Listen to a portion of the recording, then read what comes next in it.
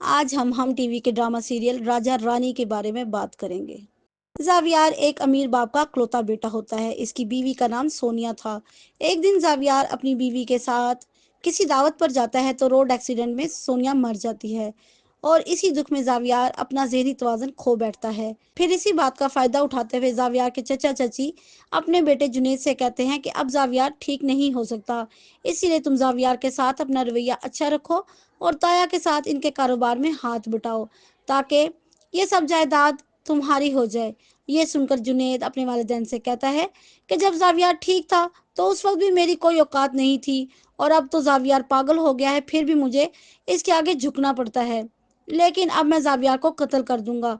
वहीं दूसरी तरफ रानी की फैमिली में इसके वालिद शाहिद और वालिदा शाजिया और एक गूंगी बहन फिजा होती हैं। रानी गाड़ियों का काम करती है और रानी को बचपन से ही एक लड़के राजा से प्यार था, मगर राजा रोजगार के सिलसिले में किसी दूसरे मुल्क चला जाता है और फिर रानी से कभी भी राब्ता नहीं कर पाता। लेकिन रानी को उम्मीद थी कि एक दिन राजा जरूर आएगा, इसलिए रानी हर जुमेरात शाह साहब के दरबार पर दिया जलाती है। दूसरी तरफ जावियार की चची जावियार पर गुस्सा करती हैं तो वो उनसे नाराज होकर घर से बाहर निकल आता है। कुछ देर बाद उसे एहसास होता है कि वो तो घर का रास्ता ही भूल गया है।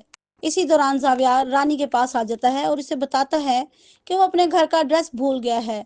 रानी इसका बहुत ख्याल रखती है। फिर रानी का उस्ताद जावियार के कजन जुनैद को बताता है कि जावियार हमारे पास है और अगर वो इनाम के 2 लाख रुपए रानी को दे दें तो मैं उन्हें रानी के घर का एड्रेस बता देता हूँ।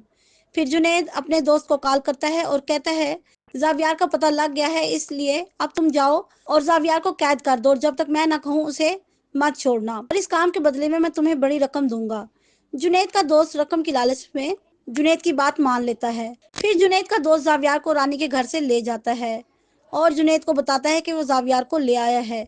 फिर जावियार अपने वालिद अकमल से कहता है कि वो जावियार को कत्ल कर देगा।